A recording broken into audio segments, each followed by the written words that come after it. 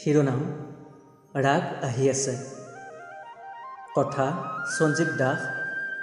পাঠ সঞ্জয়দেৱ মৌ। পাহি, তুমি কেনে আছা? ভালে আছা নহয়? মোক চিনি পোৱা নাই ন? মই তোমাৰ ৰাগ পাহি, তোমাৰ সপোনৰ ৰাজকুমাৰ। তুমি যে মোক সদায় বিচাৰি থাকা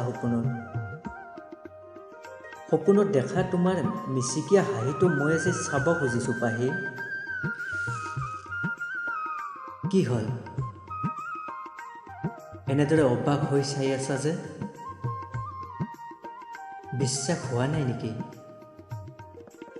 ময়েই দিয়া তোমাৰ সেই সপোনৰ ৰাজকুমাৰজন। তুমি যে মোক সুধি থাকা কেতিয়া আহিবা বুলি। এয়া মই আহিছোঁ পাহি, তোমাৰ কাষলৈ উভতি আহিছোঁ।